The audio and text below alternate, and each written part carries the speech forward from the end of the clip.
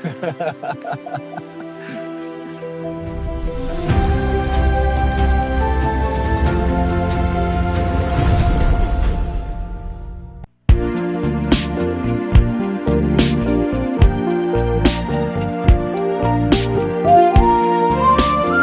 ዘይብሉ መግቢ ልብ ወለድ ዛንታ ቀዳማይ ክፋል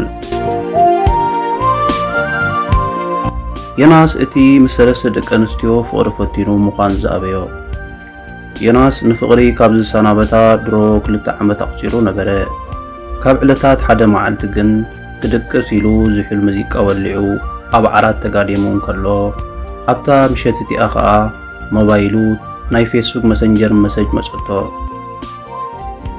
እቲ መልእኽቲ ካብ ሓንቲ ሳሩን እትበሃል ጓል ነበረ። ዮናስ ኣብ ፕሮፋይላ ኣትዩ ስእላ ይፍትሽ እሞ ሬዋ ዘይፈልጥ ሓዳሽ ጓል ኮይና ጸንሐቶ። እታ ሳሩን ዝጸሓፈትሉ መልእኽቲ ካብቲ ልሙድ ሃይ ዝብል ኩሉ ግዜ ዝመጾ ጽሑፋት ዝተፈልየ ነበረ። ሰላም ዮናስ፣ እቲ ኣብ ዝሓለፈ ፖስት ዝጸሓፍካዮ ሓሳብ ኣንቢበዮ፣ ግን ሓደ ዓብይ ጌጋ ነይርካ ትብል ነበረት። ዮናስ ብባህሪኡ ሰብ ጌግኡ ክነግሮ ከሎ ብዙሕ ኣይፈቱን እዩ ዝነበረ። ብናይዛ ጓል እዚኣ መልእኽቲ ግን ከይተሰናበደ ብትብዓት ኣብ ክንዲ ዝሓርቕ እኳ ደኣ ክፈልጣ ሃንቀውታ ኣሕደረሉ። ዮናስ ቅድሚ ሰላምታ እንታይ እዩ እቲ ጌጋ ኢሉ መለሰላ። ኣይደንጎየትን ሳሩን እውን እቲ ጌጋኻ ዓለም ብዘይ ፍቕሪ ክትንበር ትኽእል እያ ኢልካ ምሕሳብካ እዩ። ፍቕሪ ንዓና ንደቂ ሰባት ልክዕ ከምቲ ጨው ንመግቢ እያ። ነገር ግን መግቢ ጨው እንተዘይሃሊካ ትበልዖ ኢኻ፣ ጣዕሚ ግን የብሉን በለቶ።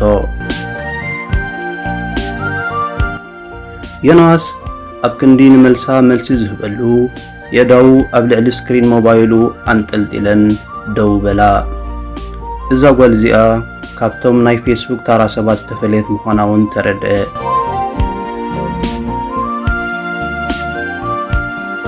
ዮናስን ሳሩንን ካብታ ምሸት እቲኣ ጀሚሮም ምሸትን ንግሆን ብጽሑፍ ምዕላል ሓሳብ ንሓሳብ ካብ ምልውዋጥ ሓሊፎም ናብ ፍቕራዊ ዕላል ገጾም ክሰጋገሩ ጀመሩ። ድሕሪ ናይ ሓደ ሰሙን ምጽሓሓፎም ግን ንዮናስ ሓደ ዓብይ ፈተና ገጠሞ። ምስ ሳሩን ብጽሑፍ ጥራዮም ዝፋለጡ። ካብ ዕለታት ሓደ መዓልቲ ሳሩን ሃየኒ ጽባሕ ሰዓት 4 ድሕሪ ቀትሪ ኣብቲ ማእከል ከተማ ዘሎ ዓብይ ቤት መግቢ ክንራኸብ ንኽእል ዲና ኢላ ሓተተቶ። ኣስዕባ ቢላ እውን የኒ መልስኻ ሕራይ ንራኸብ እንተደኣ ኮይኑ ሓንቲ ቅድመ ኩነት ኣላትኒ በለት ሳሩን። ዮናስ ልቡ ክትሃርም ጀመረት። ክሰምዓ ብጣዕሚ ህንጡይነት ተፈጠረሉ። ሕራይ እንታይ እታ ቅድመ ኩነት ኢሉ ክትነግሮ ብተርባጽ እንዳተጸበየ ሕቶ ኣቕረበላ። ሳሩን ዝሃበቶ መልሲ ንዮናስ ፈጺሙ ካብ ዝገመቶ ወጻኢ ነበረ።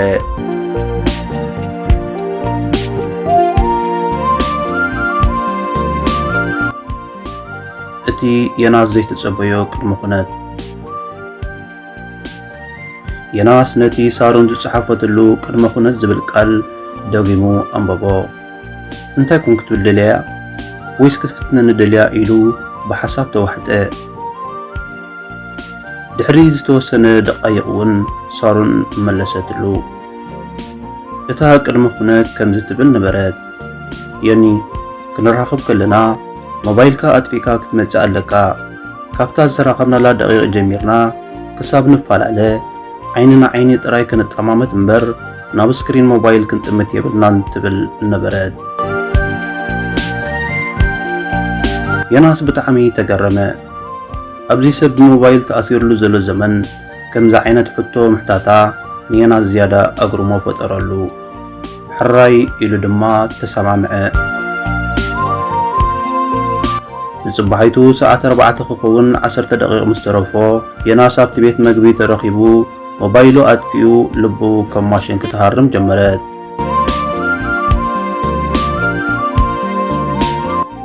ሰዓት 4:00 ምስ ኮነ ሓንቲ ብጣዕሚ መልክዐኛ ፍኹስ ዝበለ ክዳን ዝተኸድነት ጓል ናብ ገጻ ክትመጽእ ራእየ። ንሳ ድማ ሳሩን ዝነበረት።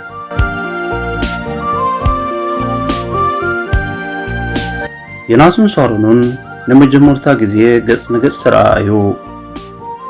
ድሕሪ ሰላምታ ንመጀመርያ ግዜ ብዘይ ምጥውዋቕ ሞባይል ካብቲ ዝተለምደ ምጥውዋቕ ስክሪን ተገላጊሎም ዕላል ጀመሩ። ሳሮን ብዛዕባ ህይወታ ብዛዕባ መጽሓፍቲ እቲ ኣብ ፌስቡክ ጽሑፎ ጽሑፋት ከተዕልሎ ከላ ዮናስ ብትርኢታት ጥራይ ዝወቀበት ዘይኮነት ልቢ ዘለዋ ጓል ምዃና ተረድኦ። ዕላሎም እናመቀረ ኸደ። ድሕሪ ሒደት ሰዓታት ግን ዮናስ ሓደ ነገር ተዓዘበ። ሳሮን ክትዛረብ ከላ ጸገማይ ኢዳ ኣብ ትሕቲ ጣውላ ተሓብኡ ነበረት። ዮናስ ብዋዛ ምሲሉ ሳሮን ስምምዕና እኮ ሞባይል ምጥፋይ ነይሩ፣ ንስኺ ግን ኢድኪ ኣብ ትሕቲ ጣውላ ሓቢእ ክትዕልልን ኣለኹ በላ።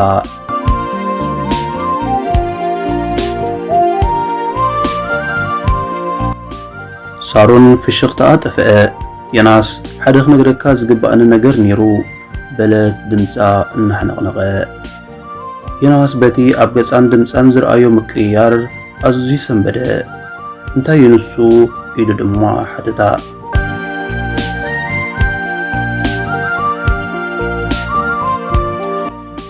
እቶም ኣብ ፌስቡክ ዝረኣኻዮም ስእልታት ኩሎም ቁንጫላት ጥራዮም ነይሮም። እዚ ጸጋማይ ኢደይ ትሪኦ ዶ ኣለኻ ኢላ ኢዳ ካብ ትሕቲ ጣውላ ኣውፀቶ። ክሳብ መንኮባ ዝበጽሕ ናይ ሓዊ በሰላ ዝነበሮ ጸጋማይ ኢዳ ኣርኣየቶ።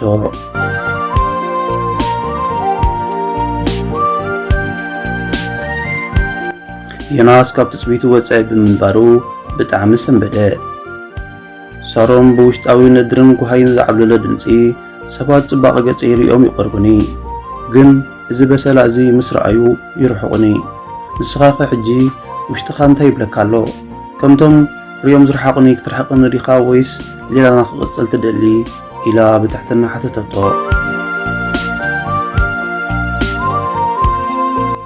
ዮናስ ስቕ በለ።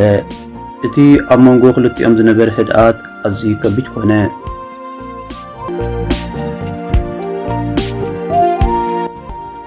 ሳሮን ነቲ ናይ ዮናስ ስምባደ ተዓዘበት።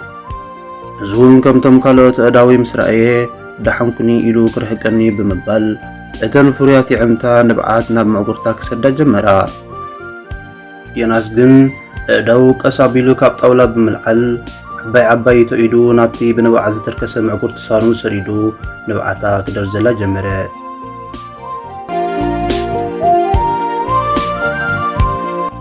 ዮናስ ንሳሮን ሳሮን ስለምንታይ ትስከፊ? እዚ እኮ ታሪክ እዩ፣ ሰብ ታሪኹ ክሓብእ የብሉን። ንስኺ ካብ ሓዊ ተሪፍኪ ሎሚ ኣብዚ ምሳይ ከምዚ ኢልኪ ክትስሕቕ ምኽኣልኪ ንዓይ ጅግና ኢኺ በላ።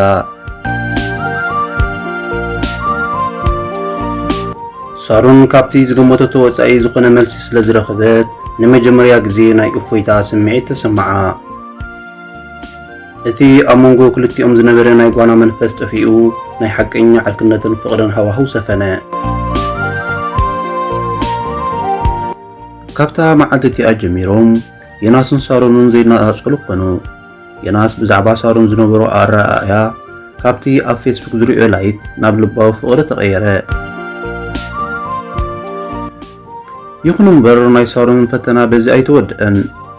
ካብ ዕለታት ሓደ መዓልቲ ዮናስ ንሳሮን ምስ ኣባላት ስድራ ቤቱ ከላልያ ወሰነ። ካብ ዕለታት ሓደ መዓልቲ ዮናስን ሳሮንን ተተሓሒዞም ኣብ ገዛ ኣተዉ። ዮናስ እውን ብኽብሪ ነፍቃሪቱ ምስ ኣባላት ስድራ ቤቱ ላለያ። ኩሎም ኣባላት ስድራ ቤት መኣዲ ከቢቦም እናበልዑ ከለዉ ኣደ ዮናስ ምስ ሳሮን ሰሰሪቐን ክጥምታ ጀመራ። ሳሮን ብፍርሕን ስክፍታን ርእሳ ድመነት። ዮናስ ብወገኑ ኣደይ ሕጂ ሓደ ነገር ትዛረብ ብምባል ልቡ ከተንፈትፍት ጀመረት። አንደበት ኣደ ዮናስ ገጸ ናብ ሳሮን ጠወያ።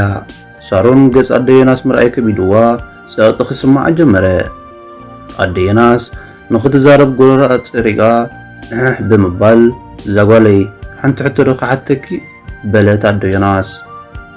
ሳሮን በስክፍታ ተዋሒጣ ጸገም የለን ኣደ ሕተትኒ በለት። ዮናስ ወደይ ንመጀመርያ ግዜ ሞባይሉ ከይጥፍአ ምሳኺ ክዕልል ጸኒሑ።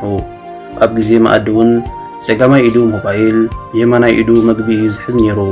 ወረንታይ ዝበለ ድግምቲ ክገይር ኩሉ ሕሉፍ ሓሊፎ ኣብ ግዜ መኣዲ እውን ሰላምታ ብመልእኽቲ ብመሰጂ ዝሰደልና ነይሩ። ኢላ ነቲ ዝነበረ ወጥሪ ብሰሓቅ ቀየረቶ። ይኹን እምበር እቲ ዝዓበየ ፈተና ገና ብሕጂ ዘሎ። ድሕሪ ዝተወሰነ ደቓይቕ ዮናስ ምሳሮን ናብ ገዛ ኣፋነቓ። ዮናስ ኣብ ገዝኡ ተመሊሱ እቲ ምስ ሳሮን ዝፀሓሕፎ ዝነበሩ ቴክስቲ የንብብ እሞ ሃንደበት ካብ ሳሮን ቴሌፎን ተደወሎ። የኒ ግድን ክንራኸብ ኣለና፣ ሓደ ዓብዪ ምስጢር ክነግረካ ደልየ ኣለኹ በለቶ። ድምፃ እውን ከም ናይ ቀደም ሕጉስቲ ነበረትን። እቲ ዮናስ ዘይተፀበዮ ምስጢር ዮናስ ሙሉ ለይቲ ክሓስብ ሓደረ። እንታይ ዓይነት ምስጢር ኮን ይኸውን? ከምተን ዝሓለፋ ንገንዘበይ ጥራይለን ዘቐረባ ንዶ ቀሪባት እንትኸውን እንዳበለ ተጨነቐ። ዮናስን ሳሮንን ንፅባሒቱ ኣብቲ ዝተለምደ ቦታ ተራኸቡ። ሳሮን ካብቲ ዝሓለፈ ግዜ ብዝያዳ ተሰሊማ እንደሚቓን ነበረት። ኣብ ገጽ ዮናስ ግን ጭንቀትን ተሃዋኽን ይርአ ነበረ። ዮናስ ንሳሮን ሳሮን እንታይ እዩ እቲ ምስጢር? ብጃኺ ተጨንቕኒ ቅልጥፍ ኢልክ ንገሩኒ በላ። ሳሮን ዓሚቕ ትንፋስ ወሰደት። የኒ እታ ኣብ መጀመርታ ሌላና ዘላለየትና ጽሑፍካ ትዝክራ ዶ? እታ እኳ ዓለም ብዘይ ፍቕሪ ክትንበር ትኽእል እያ ኢልካ ዝፀሓፍካያ። ኣነ ድማ ፍቕሪ ንዓና ንደቂ ሰባት ልክዕ ከም ጨው ንመግቢ እያ፣ ነገር ግን መግቢ ጨው እንተዘይሃሊካ ይብላዕ እዩ፣ ጣዕሚ ግን የብሉን ኢለ ዝመለስኩልካ በለቶ። ዮናስ እወ ኣጸቢቐ ዘኪረያ ኣለኹ በለ። ሳሮን ቀጸለት እወ የኒ እቲ ሽዑ ዝፅሓፍልካ ናይ ፌስቡክ ኣካውንቲ ናተይ ኣይነበረን፣ ናይ መሓዛይ ነይሩ። ኣነ ፌስቡክ ኣይጥቀምን እየ። መሓዛይ ግን ምሸት ምሸት ብርሃን ናይ ስክሪን ሞባይል ዓይና ስለ ዝሕመማ እዚ ወዲ ጽቡቕ ሓሳብ ኣለዎ እዕልልዮ ኢላ እቲ ኩሉ ብጽሑፍ ዝመፀካ ዝነበረ ቃላት ቀትሪ መሓዛይ ምሸት ድማ ኣነ ኢና ንጽሕፈልካ ዝነበርና በለቶ። ዮናስ ፍሽኽ ብምባል እሞ እቲ ምስጢር እዚ ጥራይ ድዩ ወይስ ካልእ ኣለክ በላ። ሳሮን ገጻ ቀይራ ኣብ ከቢድ ሓሳብ ኣተወት። ድሕሪ ዝተወሰነ ደቓይቕ ኣይፋሉን እቲ ቀንዲ ምስጢር ሕጂ ክነግረካ፣ ኣነ ካብዚ ሃገር ክወፅእ ቪዛ መፂና ኣሎ፣ ጽባሕ ሰዓት 8 ፈርቓን ናይ በረራይ ግዜ በለቶ። ዮናስ ከም ስእሊ ደሪቑ ድሕሪ ምጽናሕ ኣእዳውና ምዕጉርታ ሰዲዱ ሳሮነይ ፍቕርና እኮ ገና ሕጂ ዝዕንብብ ዘሎ፣ ፍቕርና ፍረኽብ ምስ በለ ናበይ ገዲፍ ክንኽትከድ በላ። ሳሮን ካብቲ ኮፍ ኢላትሉ ዝነበረ ሴዳ ተንሲኣ ደው በለት። የሬታየኒ ኣነ ኣብ ወፃኢ ሃገር ዝነብር ናይ ነዊሕ ግዜ ሕፁይ ኣለኒ። እዚ ኩሉ ምሳኻ ዘሕልፍክዎ ግዜ ነቲ ዓለም ብዘይ ፍቕሪ ክትንበር ትኽእል እያ ዝብል ናይ ሓሶት ጭራሕኻ ንምፍራስ እዩ ነይሩ በለቶ። ዮናስ ድንግርግር ኢልዎ ንሳሮን ኣፍጢጡ ጠመታ። ሳሮን ዮናስ ስለምንታይ ንስኻ ፍቕሪ እንዳነበርካ ሰባት ንኸይፋቐሩ ብጽሑፋትካ ትጉስጉስ ነርካ? ከምቲ ሰባት ንጽሑፋትካ ሪዕሞም ብዘይ ፍቕሪ ክነብሩ ተሃንጾም ዘለኻ ስለምንታይ ንስኻ ከም ጽሑፋትካ ዘይትነብር? ስለምንታይ ንዓይ ኣፍቂርካ ብምባል ኣብቲ ማእኸል ቤት መግቢ ገዲፋቶ ተመርቀፈት። ዮናስ ዘይተጽበየ ፍጻመ ኮይኑዎ መሬት 360 ዲግሪ ዘረቶ። ልቡ ተሲሩ ኣብ ጣውላ ንበይኑ ደኒኑ ተረፈ። ዮናስ ነቲ ሳሮን ዝፀሓፈትሉ ቴክስት ዘከረ። ፍቕሪ ንዓና ንደቂ ሰባት ልክዕ ከምቲ ጨው ንመግቢ እያ፣ ነገር ግን መግቢ ጨው እንተዘይብልካ ትበልዖ ኢኻ፣ መቐረት ግን የብሉን ዝበለቶ ቃል ኣብ ነብሱ ተፈጸመ። እቲ ድሕሪ ህቦብላ ዝመፀ ስቕታ ዮናስ ካብቲ ኣብ ኢድ ሳሮን ዝረኣዮ በሰላ ንላዕሊ ኣብ ውሽጢ ልቡ ዝኸበደ በሰላ ሒዙ ኣብቲ ቤት መግቢ ተሸቕሪሩ ተረፈ። ህይወቱ ከምቲ ጨው ዘይብሉ መግቢ ጣዕሚ ስኢና ዓብዪ ባድኖት ክስማዓ ጀመረ። እታ ሳሮን ዝገደፈትሉ ናይ መወዳእታ ሕቶ ስለምንታይ ከም ጽሑፋትካ ዘይትነብር እትብል ኣብ ኣእምሮኡ ክትቃላሕ ጀመረት። ኣብ ዙርያኡ ዝነበሩ ሰባት ይስሕቑን ይዕልሉን እኳ እንተነበሩ ዮናስ ግን ኣብ ማእከል ህዝቢ ጽምዋ ክስምዑ ጀመረ። እታ ኣብዚ ዓለም ሰባት ብዘይ ፍቕሪ ክነብሩ ይኽእሉ እዮም እናበለ ትምህር ዝነበረት ልሳኑ ሎሚ ንባዕላ ኣብ መጻወድያ ቃንዛ ስእነት ፍቕሪ ወዲቓ ረኸባ። ድሕሪ ዝተወሰነ ሰዓታት ዮናስ ብኸቢድ ዝኽርታትን ስምብራትን ተሰኒዩ ናብ ገጹ ምርሐ። ገጹ ተለዋዊጡ ኣዕንቱ ድማ ብሕርቃንን ሓዘንን ሕብረን ቀይረን ነበራ። ኣደ ዮናስ ኣብ ደገ ተሰጢሑ ዝነበረ ክዳውንቲ እንዳኣከበት ከላ ኣንደበት ድምፂ ማዕጾ ከንሸሎ ተኻሕፈሐ። ወዳ ብከምዚ ዓይነት ኩነታት ክትሪኦ ፈጺማ ዘይተጸበየት ኣደ ሒዛቶ ዝነበረት ክዳውንቲ ካብ ኣእዳዋ ናብ መሬት ወደቐ። የናስ ወላዲቱ ኣብ ከምዚ ኩነታት ወዲቁ ቃንዝኡ ክትርኢ ስለ ዘይደለየ ካብ ገጻ ንምኽዋል ናብ መኪኑ እምርሐ። ኣደ የናስ ወደይ በጀኻ ስምዓኒ፣ በዚ ኩነታት እዚ ማኪና ክዝውር ኣይትኽእልኒ ኢኻ እናበለት ክትምሕፀኑ ከላ የናስ ፈጺሙ ክሰምዓ ኣይከኣለን። ማኪኑ ብሓይሊ ኣልዒሉ ካብቲ ቅፅሪ ገዛ ብንሃሪ ወፀ። የናስ ቃንዝኡ ዝሓብኣሉ ቦታ ንምርካብ ናሃር ማኪኑ እናወሰኸ ካብ ከተማ ወፀ። ስለምንታይ ሳሩን እናበለ ዓለም ብምልእታ ኣብ ልዕሊኡ ዝተገምጠለት ኮይኑ ክሳብ ዝስምዖ ቅድሚኡ ዝነበረ ጽርግያ ብግቡእ ክሪኦ ክሳብ ዝስእን ኣዕንቱ ክቐይሓ ጀመራ። ሓደ ጸቢብ ጽርግያ መጥወይ ምስ በጽሐ ግን ሃንደበት ሓንቲ ኣብ ከባቢ 4 ዕድመ እትርከብ ሰበይቲ ጽርግያ ክትሰግር ኣእጋራ ሰጎመት። ኣብ ከቢድ ሓሳባት ተዋሒጡ ዝነበረ የናስ ቅልጥፍ ኢሉ ፍሬኖ ክሕዝ እኳ እንተፈተነ ማኪና ግን ካብ ቁፅፅሩ ወፃኢ ነበረት። የናስ ዱብ ዝብል ዘሰንብት ድምፂ ሰምዐ። እታ ኣደ ብማኪና የናስ ተሓሪማ ርሑቕ ተደርበየት። የናስ ብራዕዲ ተዋሒጡ ካብ መኪንኡ ወረደ። ኣእዳው የንቀጥቅጣ ነበራ። ናብታ ኣብ መሬት ተዘርጊሓ ብደም ተሓፂባ ዝነበረት ሰበይቲ ቀሪቡ እታ ኣደ ብብዝሒ ደም ፈሲስዋ ትንፋስ ክሓፅራ ጀመረ። ሳሩን ብወገና ምስታ ምስ የናስ ዘላለየታ መሓዝኣ ኣብ ገዛ ኮይና ቴሌፎን ትፍትነሉ ነበረት። ኣብታ ህሞት እቲኣ ሞባይል የናስ በተኸታታሊ ካብ ሳሩን ይድወላ ነበረ። የናስ ቴሌፎን ምቕባል ስለ ዝኣበያ እቲ ሕፁ ያለኒ ጽባሕ ሰዓት 8 ፈረቓን ናይ በረራ ግዜ ዝበለቶ ዛንታ ንየናስ ንምፍታን ዝተምሃዘ ድራማ ስለ ዝነበረ ግዜ እንተነዊሑ ኣብ ልዕሊ ሳሩን ዝነበሮ ስምዒት ካልእ መልክዕ ንኽሒዝ ከይዳ ክትነግሮ ከም ዘለዋ ሳሩን ምስ መሓዝኣ ብምርድዳእ ናብ ገዛ የናስ ኣምርሐት። ሳሩን ናብ ገዛ የናስ ምስ ከደት ማዕጾ ኣንኳሕኲሓ ዝኸፍታ ሰብ ሲኢና ነዲኣ ቡን ቀራሪባ ክጸንሓ ስለ ዘለዋ ናብ ገዛ ተመልሰት። የናስ ነታ ብመኪንኡ ዝተሃርመት ኣደ ብታዋ ኸልዒሉ ናብ መኪንኡ ሰቐላ። መኪንኡ ክዝውር ምስ ረገጻ ጊም ወየ መኪና ነዳዲ ወዲኣ ቲንግ ኢላ ጠጠው በለት። የናስ ዝገብሮም ዝሕዞም ጠፊእዎ መሬት ክንደዕንቁ ኾነቶ። እቲ ሰዓታት ይጎይ፣ እታ ኣደ ድማ ኣብ ኣኽሞት ኮይና ትቃለስ ነበረት።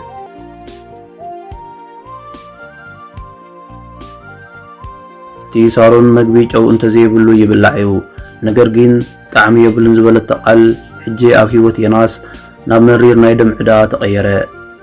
የናስ ኣምሪሩ ናብ ኣምላኹ ተማሕፀነ። ከምዚ ዝበለ ናይ ጭንቀት ህሞት እንከሎ ግን ሓንቲ ፒክኣፕ ዝዓይነታ ማኪና ክትሓልፍ ረኸበ። ብሓገዛ ድማ ነታ ኣደ ሒዙ ናብ ሆስፒታል ኣምርሐ። የናስ ሆስፒታል ካብ ዝኣቱ ሒደት ደቓይቕ ሓሊፉ ነበረ። ድሕሪ ዝተወሰነ ግዜ ግን ነታ ኣደ ሓለዋታ ተመልሰ እሞ ኣዕንታ ብምኽፋት ከባቢኣ ተዓዘበት። ነብሳ ኣብ ሆስፒታል ኣብ ዓራት ተደርብያ ረኸበታ። እታ ኣደ ነቲ ኣብ ገጽ የናስ ዝነበረ ቃንዛን ሻቑሎትን ኣስተውዓለትሉ። ወደይ ደሓኒ ኣይትጨነቕ፣ ኣድራሽኻ ግደፈለይ እሞ ናብ ስራሕካ ኪድ በለቶ ለውሃት ብዝተመልአ ዘረባ። የናስ ኣቐዲሙ ደም ለጊሱ ትንፋስ ክትረክብ ስለ ዝገበረ ሕልናዊ ዕረፍቲ እንዳተሰምዖ ካብ ሆስፒታል ወፂኡ መኪኑ ክጽግን ከደ። ሳሩን ኣዲኣ ክትመጻ ኣቑሑት ቡን ቀራሪባ ኣብ ገዛ ትጽበ ነበረት። እቲ ናይ ምጽባይ ደቓይቕ ናብ ሰዓታት ተቐየረ። ሳሩን ኣዲኣ ክንድኡ ዝኣክል ግዜ ብምድንጓያ ሻቑሎታ ክዛይድ ጀመረ። ናብ ቴሌፎን ኣዲኣ ደወለት። ሳሩን ድምፂ ኣዲኣ ክትሰምዕ እናተሃንጠየት ከላ ናይ ሓደ ሰሚዓቱ ዘይትፈልጥ ጓና ድምፂ ኣብ እዝና ተቐልሐ። ሳሩን ብተርባጽ ሄሎ ማማ ደሓንድያ መን ኢኻ ንስኻ በለቶ። ማማ ደሓንድያ ዝብል ሕቶ ዝቐረበሉ ዶክተር እታ ዝደወለት ጓላ ምዃና ተረድአ። ደኺ ፎኩስ ሓደጋ ኣጋጢምዋ ኣብ ሆስፒታል እያ ዘላ ብምባል ዘላቶ ኣድራሻ ሓቢሩ ቴሌፎን ዓንፀዋ። ሳሩን ብብኻት እናተነኽነኸት ናብ ሆስፒታል ኣምርሐት። ኣዲኣ ኢንፊጅን ተተኺልላ ኣብ ዓራት ተዘርጊሓ ምስ ረኣየታ ንባዓታ ምቁፅጻር ክሳብ ትስእን በኸየት። ብኽያት ሳሩን ዘስተብሃለ ዶክተር ንሳሩን ከምዚ ክብላ ጀመረ። ስምዒ ሳሩን ሕጂ ብኽያት ኣየድልን እዩ። ንዝተወሰነ ሰዓታት ኣዲኺ ኣብ ደሓን ኩነታት እያ ነይራ። ከምኡ ክትከውን ዘኽኣላ ድማ ሓደ መንእሰይ ደም ስለ ዝለገሰላ ህይወታ ክትጸንሕ ክኢላ። እንተኾነ ሕጂ ግን ኩነታታ ገዲዱ ናብ ሕማቕ ኩነታት ተምርሕ ስለ ዘላ ሕጂ ኣብ ሓፂር ግዜ ኦ ዓይነት ደም ተወሳኺ ክንረኽበላ እንተዘይክኢልና ህይወት ኣዲኺ ኣብ ሓደጋ እዩ ዘሎ በላ። ሳሩን ቢ ፕላስ ስለ ዝነበረት ነዲኣ ደማ ለጊሳ ከተድሕና ብዘይምኽኣላ ከምኡ እውን ኦ ዓይነት ደም ብቐሊል ክትረክብ ከም ዘይትኽእል ድሕሪ ምሕሳብ ተስፋ ብዘቑርፅ ስምዒት ናብታ መጀመርታ ምስ የናስ ዘላለየታ መሓዝኣ ደው ኢላ ብብኽያት እናተንኽነኸት ነቲ ዘጋጠመ ነገር ነገረታ። መሓዝኣ ድማ በቲ ዘጋጠመ ሕማቕ ከም ዝተሰምዓ ድሕሪ ምግላጽ እቲ ኦ ዓይነት ደም ክርከብ ኣይክእልኒ ኢላ ትጭነቐሉ ዝነበረት የናስ ኦ ዓይነት ደም ከም ዘለዎ ነገረት ታሞ ሳሮን የናስ ክትረኽቦ ስጉምታ ናብ የናስ ኣቕንዐት። የናስ መኪኑ ኣፀራሪዩ ኣራንሽን ባናናን ብፌስታል ዓሽጉ ናብ ማኪና ሰቒሉ ክብገስ ምስ በለ ሳሮን ኣብ ቅድሚ የናስ መፅያ ተገተረት። የናስ ሰዓቱ ረኣየ። እቲ ጽባሕ ሰዓ 8 ፍርኣን ካብ ዝዓዲ ዝወፀሉ ናይ በረራ ግዜ ዝበለቶ ሓሊፉ ነበረ። ስለምንታይ ዘይበረረት ኢሉ ብውሽጢ እንዳተገረመ ምሳሮን ከም ጠንቂ ናይ ኩሉ ስቃይን ውድቀቱን ገይሩ ስለ ዝረኣያ ማዕረ ተዘፍቅራ ዝነበረ ልቡ ብፅልእ ሳሮን ነደደ። ሳሮን ብወገና እቲ ኩሉ ንፈተናይ ነይሩ ኢላ እኳ ክትረድኦ እንተፈተነት የናስ ግን ንዘረባ ዕድል ክህብ ኣይከኣለን።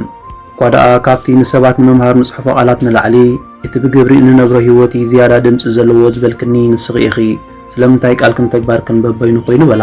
ሳሮን ገፃ ናብ መሬት ኣድኒና ክትዛረብ ምስ በለት የናስ ክትዛረብ ዕድል ከይሃበ ቃል ንልቢ ክሃንፆ ይኽእል እዩ፣ ተግባር ግን ሂወት ዘድሕን።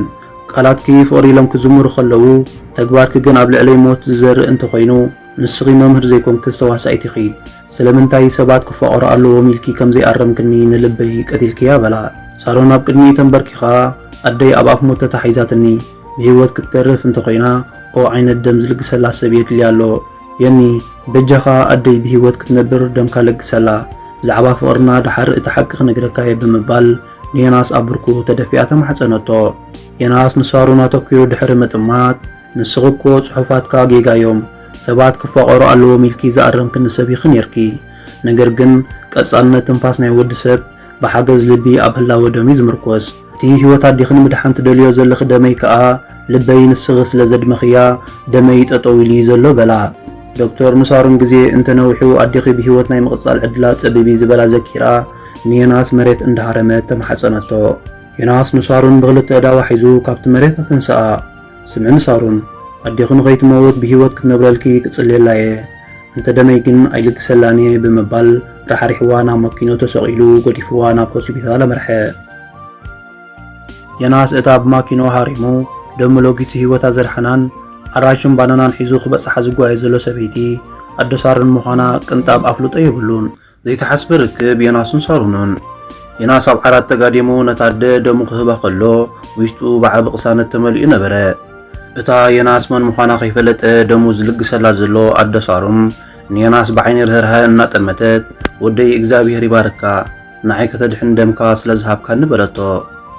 የናስ ፍሽኽ ኢሉ ፀገም የለን ኣደ ንስኺ ክትሓዊ ጥራይ ድሌተይ።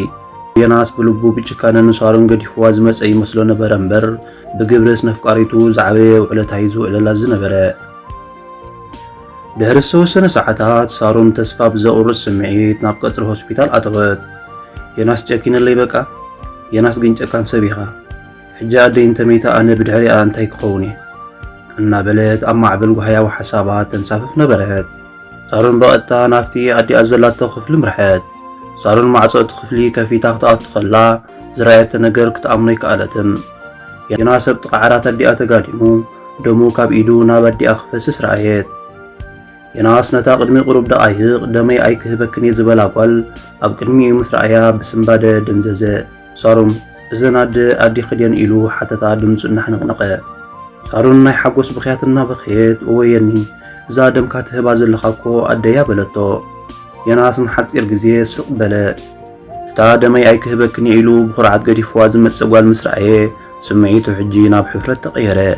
የናስ ሓራም ኣዲኣ ምዃነይ ምስ ፈለጠት ሳሮን ኮነ ኢለ ከም ዝፈፀምክዎ ክትሓስበኒያ ብምባል ኣብ ዝኸፍአ ወጥሪ ተሸመመ። ሳሮን ኣብ ጥቕኡ ተንበርኪኻ የኒ ይቕሬታ ግበረለይ ኣነ ክጎድኣካ ኢለ ኮንኩን ከምኡ ዝገበርኩ ንስኻ ግን ሎሚ ካብቲ ዝገመትኩኻ ንላዕሊ ሕያዋይ ምዃንካ ሪኢኻኒ ነቲ ዝበልኩኻ ኩሉ ረሳዕዮ እሞ ሕጂ ግን የኒ ንስኻ ናይ ብሓቂ ጅግና ኢኻ ብምባል ግንባሩ ሰዓመቶ።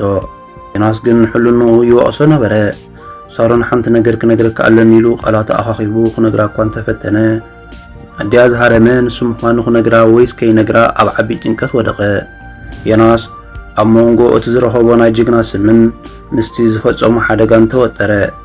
ታደ ብሕያውነት ዝተመልአ ድምፂ ሳሮን ጓለይ እዚ ወዲ ንሱ እዩ ናብዚ ሕክምና ኣምፂኒ ሕጂ ድማ ደሙ ሂቡ የድሕነን ኣሎ በለታ። ሳሮን የናስ ከም ኣፍቃሪያ ጥራይ ዘይኮነ ከም መድሓኒ ሂወት ኣዲኣ ክጥሙቶ ከላ የናስ ግን እቲ ሓቂ ምስ ፈለጠት እንታይ ከም ትኸውን እናሓሰበ እቲ ምስጢር ክብደት ፈጢሩሉ ልቡ ልዕሊ ህርመት ልቢ ክትሃርም ጀመረት። እቲ ደም ካብ ኢዱ ወፂኡ ናብ ኣደ ሳሩን ክፈስስ እንከሎ ዮናስ ነቲ ኣቐዲሙ ንሳሩን ዝበላ ንስኽ እኮ ጽሑፋት ካጌጋዮም ሰባት ክፈቐሩ ኣለዎም ኢልኪ ዝኣረምክ ንሰብ ኢኺ ነርኪ። ነገር ግን ቀጻልነት ትንፋስ ናይ ወዲ ሰብ ብሓገዝ ልቢ ኣብ ህላወ ደም እዩ ዝምርኮስ። እቲ ህይወት ኣዲኺ ንምትራፍ ትደልዮ ዘለኺ ደመይ ከዓ ልበይ ንስኺ ስለ ዘድመኽያ ነዲኺ ደመይ ኣይክህባን እየ። ብህይወት ንኽትነብረልኪ ግን ክጽልየላየ ዝበላ ናይ ጭካነ ቃላት የጣዓሰሉ ነበረ። ከምዚ ናይ መዋጥር ሓሳባት እንከሎ ድምፃ ኣለስሊሳ የኒ በለት ሳሩን ንስኻ ካብቲ ዝገመትኩኻ ንላዕሊ ልዙብ ልቢ ከም ዘለካ ርኢኻኒ። ቅድሚ ቁሩብ ደቓይቕ ደመይ ኣይክህበክኒ ኢልካ ምስ ኣቕበፅካኒ ልበይ ተሰይሩ ነይሩ። በቲ ኣነ ብልዕሊኻ ዝግበርክዎ ናይ ሓሶት ፈተነ ንዓይ ካሊእ ዝግባእኒ ነይሩ። ነደይ ክጭክነላ ብዘይምኽኣልካ ኣብ ልዕሊኻ ፍሉይ ክብርን ስምዒትን ኣለኒ ምስ በለቶ ዮናስ ንዕንቲ ሳሩን ክጥምተን ኣይከኣለን። ርእሱ ድኒኑ ሳሩን ኣነ ክብል ፈተነ፣ ግን ቃላት ተሓኒቕዎ ተለኺቱ ስቕበለ እሞ እታ ደገና ሃንደበት ኣብ ዓራት ኮይና እዎ ሳሩን ጓለይ እዚ ወዲ ተንኮል የብሉን፣ ንሱ እንተዘይነብር ኣነ ሎሚ ሬሳ ኮይነ መተረኸብኩ ነይረ፣ እግዚኣብሔር ይባርካ ዝወደይ በልኦ። ኣደ ሳሩን ዮናስ ናብታ ፒክኣፕ ዝዓይነታ ማኪና ክቕይራ እንከሎ እቲ ዝሃረማ ሰብ ምስ መኪኑ ኣብኡ ዝተረፈ ዳ እምበር ናብ ሆስፒታል ሒዝዋ ዝመፅእ ሰብ ጌራ ኣይሓሰበቶን። እኳ ደኣ እቲ በዓል ፒክኣፕ መኪና መሲልዋ እያ ክንዲዚ ትውድሶን ትመጉሶን ዘላ። እዘን ቃላት እዚኣተን ዮናስ ከም በሊሕ ካራ ልቡ ወግኦኦ። ጅግና ተባሂሉ ክውደስ ከሎ ንሱ ግን በደለኛ ኮይኑ ተሰምዖ። እቲ ሓቂ ክነግራዶ ወይስ ተዓቢጡ ይትረፍ ብምባል ንኣእምሮ ዮናስ እቲ ምስጢር እናኸበዶ መፀ። ሳሩን ካብቲ ክፍሊ ወፂኣ ምስ ሓኪም ክትዘራረብ ምስ ከደት ዮናስ ንበይኑ ምስ ኣደ ሳሩን ናብቲ ክፍሊ ተረፈ። እታ ኣደ ንዮናስ ብዓይኒ ርህራሄ እንዳጠመተት ዝወደይ ህይወተይ ኣድሒንካኒ ኢኻ እሞ ድሕሪ ደጊም ንስኻ ወደይ ኢኻ ሕራይ እንተኢልካኒ መናብርቲ ሳሩን ጓለይ ክትከውን ተመኒየካ በለቶ። ዮናስ ስቕታ መረፀ። እቲ ሳሩን ሕፁ ያለን ዝበለቶ እውን ሕፁይ ከም ዘይብላ በርሃሉ። ዮናስ ዶም ሂቡ ምስ ወድአ ካብ ዓራት ተንስኡ ዶ በለ። ኣጋር ዮናስ የንቀጥቅጣ ነበራ። ሳሩን ተመሊሳ መፅያ የኒ ናበይ ክትከይድ ድሊኻ ምሳና ጽናሕ በለቶ። ኣብዚ ሕጂ ሰዓት ንበይንኺ ክትኮኒ ኣይግባእክን እዩ፣ ግን ኣነ ሕጂ ክኸይድ ኣለኒ ኢሉ ብቁልጡፍ ካብቲ ክፍሊ ወፀ። ዮናስ ካብቲ ሕክምና ወፂኡ ናብ መኪኑ ምስ ኣተወ ኣብ ውሽጢ መኪኑ ምስ ኣተወ ነቲ መዘወር መኪኑ ብሓይሊ ወቕዖ። ስለምንታይ እዛ ሰበይቲ ኣዲኣ ኮይና እናበለ ንነብሱ ይሓታ ነበረ። ብዛዕባ እቲ ሓደጋ ክነግራ እኳ እንተፈተነ ሳሩን ግን ሕነ ክትፈዲ ኮነ ኢልካ ዝገበርካዮ ከም ትብሎ ሓሰበ። እንተዘይነገርያ ድማ ዝምድናና ብሓሶት ዝተመስረተ ክኸውን እዩ ብምባል ዮናስ ብሓሳባት ተዋሒጡ መኪኑ እናዘወረ ናብ ገዙ ምርሐ። አንደበት ግን ዮናስ ሓደ ነገር ትዝበሎ ታም ሓዛኑ ሳሩን ምስ ደወለትላ ዮናስ ዓይነት ደም ከም ዘለዎ ዝነገረታ ንሳ ካብ ሆስፒታል ክትወፅእ ዮናስ ከዓ ሓንቲ ዝተሸፈነት ኣደ ብቃሬዛ ደፊኡ ከኣቱ ስለ ዝረኣየቶ እቲ ምስጢር በኣ ኣቢሉ ከይወፅእ ክብደትን ስጋትን እንዳተሰምዖን ገዙ ኣተወሞ ኣዲኡ ወደይ እንታይ ኢኻ ኮንካ እናበለት ንዮናስ ብሕቶ ዋጠረቶ። ዮናስ ኣብ መሬት ዘልሓጢሉ ኮፍ በለ። ኣደ ህይወት ንዓይ ጨው ጥራይ ዘይኮነ ሓመድ እውን ኮይና እያ ትስማዓኒ ዘላ በላን ኣዲኡ።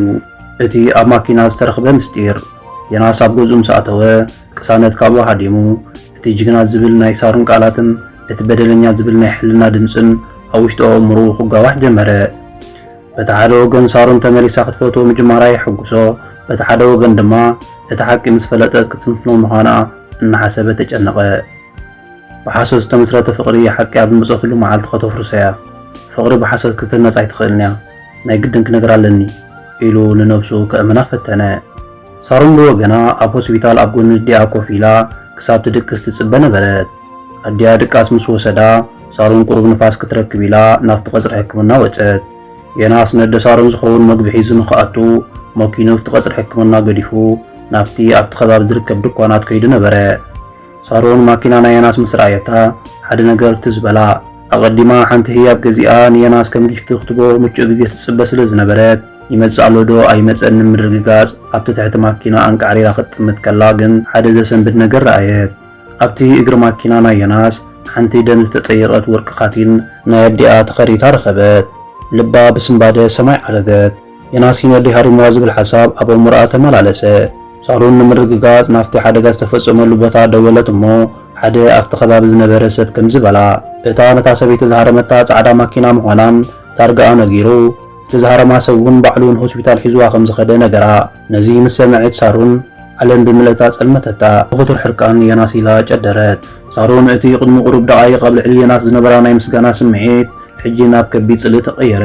ካብታ መኪና ርሒቃውን ከደት የናስ ከም ቀደሙ ኣራንሽን ባናናን ተሰኪሙ ናብ ማኪንኡ ምስ መፀ ሓንቲ ዓባይ ሰበይቲ ደኺምዋ ስለ ዝነበረ ገዛ ንኸብፅሓ ተማሕፀነቶ የናስ እውን እታ ሰበይቲ ዓባይ ኣደ ምስ ምንባራ ከይተማትአ ነታ ሰበይቲ ኣብ ገዛ ኣብፅሒዋ ናብ ገዝኡ ተመልሰ ሳሮን የናስ ናብቲ ክፍሊ ሕክምና ክመፅእ እናተፅበየቶ ኸላ ሃንደበት ግን መኪኑ ኣብቲ ዝነበረቶ ከምዘየላ ተዓዘበት ሳሮን በቐጥታ ናብ ገዛ የናስ ኣምርሐት የናስ ኣብ ደገ ኮፍ ኢሉ ርእሱ ሒዙ እናሓሰበ ኸሎ ማኪና ሳሮን ብናሃር መፅያ ኣብ ቅድሚኡ ደው በለት ሳሮን ካብ ማኪና ወሪዳ እታ ናይ ወርቂ ካቲን ናብ ገጹ ደርበየትሉ ከዳዕ ቀታሊ ኢላ ጨረሐት ንደይ ደምካ ሂብካ ዘርሓንካዮ መሲልኒ ነይሩ ንስኻ ግን ብማኪናኻ ቀቲልካ ክትሃድም ነይሩ ሓሳብካ ንማ ስለ ዝኣቤትካ ግን ናብ ሕክምና ሒዝካያ ኸይድካ ኣነ የፍቅረካኒ ስለ ዝበልኩኻ ስለምንታይ ነደይ ክትቀትላ ሓሲብካ ነርካ በለቶ የናስ ክዛረባ ኣይከኣለን ንባሃት ጥራይ ካብ ይዕንቱ ክፈሳ ጀመራ ሳሮን የናስ ኣይትዛረብ ንስኻ እኮ ዓለም ብዘይ ፍቅሪ ክትንበር ትኽእል እያ እናበልካ ትፅሕፍ ዝነበርካ ሕጂ ኸኣ ብዘይ ሕልና ትነብር ዘለኻ ብደውካ ዝመትካ ሰብ ኢኻ ካብ ሎሚ ጀሚረ ኸኣ ንዓኻን ንፍቅርኻን ቀቲለ ቀቢረኩም ኣለኹ ኢላ ጉንድኡ ዝምፀፍዐቶ የናስ ድንግርግር ኢልዎ ነቲ ኩነታት መግለፂ ዝሰኣነሉ ፍቅርኻ ካብ ልበይ ኣውፅአ ክቆብሮ ይኸይድ ኣለኹ ኢላ ማኪና ልዒላ ገዲፋቶ ኸደት የናስ ንበይኑ ኣብቲ መሬት ደኒኑ ተደፊኡ ተረፈ የናስ ኣብ መሬት ተደፊኡ ኸሎ ድምፂ ማኪና ሳሮን እናረሓቐ ኸደ የናስ እቲ ሳሮን ፀፍዖቶ ቃንዛ ዘይኮነስ እቲ ኣብ ልቡ ዝተፈጥረ ሃጓፊኡ ዝያዳ ዘሳቅዮ ዝነበረ ድሕሪ ዝተወሰነ ደቃይቕ የናስ ካብቲ ዝነበሮ ተንሲኡ ናብ ገዝኡ ኣተወ እሞ ገዛ ምስ ኣተወ ኮድ ሞባይሉ ድሕሪ ምኽፋት ናብቲ ሰባት ዝከታተልዎ ፅሑፋቱ ዝዝርጓሓሉ ዝነበረ ናይ ፌስቡክ ገጻቱ ኣትዩ ንመወዳእታ ግዜ ከምዚ ኢሉ ፀሓፈ ሰባት ብዘይ ፍቅሪ ክነብሩ ይኽእሉ እዮም ኢለ ብጌጋ ክምህር ፀኒሐ ብዘይ ፍቅሪ ምንባር ማለት ትንፋስ ከም ዝሓፀሮ ሰብ ኮንካ ምንባር ምዃኑ ብግብሪ ተማሂረ ኣለኹ ኢሉ ፅሑፋቱ ዘርግሐ የናስ ነዚ ፅሑፍ እዚ ፅሒፉ ፖስት ድሕሪ ምባሉ ሞባይል ዓፂዩ ካብታ ከተማ ወፂኡ ንሓፂር ግዜ ንነብሱ ንምእራም ንዘለዎ ዘይርጉእ መንፈስ ንምሕዋይ ካብ ከተማ ወፂኡ ናብ ሓደ ዓዲ ክኸይድ ወሰነ እቲ ሓደ ወገን ኣደ ሳሮን ካብቲ ሓደጋ ሓውያ ሳሮን ኣዲያ ሒዛ ናብ ገዛኣ ተመልሰት ሳሮን ካብ ገዛ ወፂኣ ኣብ ብራንዳ ኮፍ በለት ነቲ የናስ ኣብ ልዕሊ ድያ ዝገበሮ ሕነ ናይ ምፍዳይ ስምዒት ፈፂማ ክትርስዕ ይከኣለትን ካብ ዕለታት ሓደ መዓልቲ ግን ኣዲያ ንሳሮን ፀዊዓ ከምዝበለታ ዛጓለይ የናስ ሓደጋ ከም ዘብፅሓለይ ኣነ ሃለዋተይ ጥፍየ ስለ ዝነበርኩ ኣይፈለጥኩን ነይረ ንዓኹ እውን ንነዊሕ መዓልታት ሓቢርክ ስለ ዝፀንሐ ተቐይምኪ ተባኢስኩም ከም ዘለኹም ሰሚዐ ኣለኹ ሳሮን ጓለይ ጠንቂ ናይቲ ሓደጋ ግን የናስ ዘይኮነ ንስኺ ኢኺ ምክንያቱ ንየናስ ፍቅራ ጀሚርኪ እንተዘይትገድፍዮ ኣብታ መዓልቲ እቲኣ መንፈስ የናስ ህድእቲ ምኾነት ነይራ ኣነ ከዓ ካብ ሓደጋ መድሓንኩ የናስ ከዓ ድሕሪ ሓደጋ ደም ሂቡ ዘድሓነኒ ሰብ እዩ ሳሮን ጓለይ እቲ ሓቂ ከምዚ ካብ ኮነ ንስኺ ኢኽን የናስ ይቕረ ግበረለይ ክትብልዮ ዘለክ በለታ ሳሮን ቃላት ወላዲታ ኣብ ውሽጣ እንዳተመላለሰ ክርብሻ ምስ ጀመረ ካብቲ ናይ ራብሻ መንፈስ ክትወፅእ ኢላ ናይ ሞባይል ዳታ ከፊታ ኣብ ገጻት ማሕበራዊ መራኸቢታት ዝተፈላለዩ ትሕዝቶታት ክድህስስ ምስ ጀመረት ሃንደበት እቲ የናስ ንመወዳእታ ግዜ ዝፀሓፎ ፅሑፍ ምስ ረኣየት በቲ ዝረኣየቶ ፅሑፋት ልባ ተናወፀ ደጊማ እውን ኣንበበቶ ሳሮን ሞባይል ዓፅያ ናብ ገዛኣ ኣተወት የናስ እውን ክትሓስብ ጀመረት ሳሮንን የናስን ካብ ዘይራኸቡ ሓደ ዓመት ሓሊፉ ድሕሪ ዓመት ግን ሳሮን ኣብ ሓደ ቤት መግቢ ኮፍ ኢላ ኸላ የናስ ብድሕሪያ መፂኡ ደው በለ የናስ ትዕቢቱ ጠፊኡ ገፁ ብህድኣት ተተኪኡ ኣዝዩ ተለዋዊጡ ነበረ ሳሮን በላ ብትሑት ድምፂ ሳሮን ግልፅ ኢላ ጠመተቶ የናስ ምዃኑ ምስ ረኣየት ኣፍ ልባ እንዳሃረመት የናስ ብሂወት ኣለኻ በለቶ የናስ እውን እወ ኣለኹ ሳሮነይ ነገር ግን ሂወት ክሳብ ለይቲ ሎሚ ከምታ መጀመርታ ሌላና ንሕና ብዘይ ፍቅሪ ጨው ከም ዘይብሉ መግቢ ኢና ዝበልክን ኮይነ ይነብር ኣለኹ በላ የናስ ደጊሙ ነቲ ብልዕሊ ወላዲትከ ዝገበርኩ ሓደጋ ይቕር እንተኢልክለይ ደጊመ ከፍቅረክ ዕድል ሃብኒ በላ ሳሮን ፍሽኽ ኢላ ናይ ሓጎስ ንብዓት ካብ ይዕንታ ሰደደት ሳሮን ናይ ሓጎስ ንብዓት ካብ ይዕንታ ዘረውና በለት ንየናስ ከይዳ ሓቆፈቶ የኒ እቲ ጨው ዘይብሉ መግቢ ዝበልኩኻ ጨውን መግብን ዘይኮነ ኣነ ንስኻን ኢና ከምቲ መግቢ ብዘይ ጨው ጣዕሚ ዘይብሉ ሂወትካ ብዘይ ፍቅሪ መቐረት የብላን ብምባል ተሓዋቂፎም ተሰዓዓሙ ልቢ ወለድ ዛንታ ጨው ዘይብሉ መግቢ ኣብ ዝተፈፀም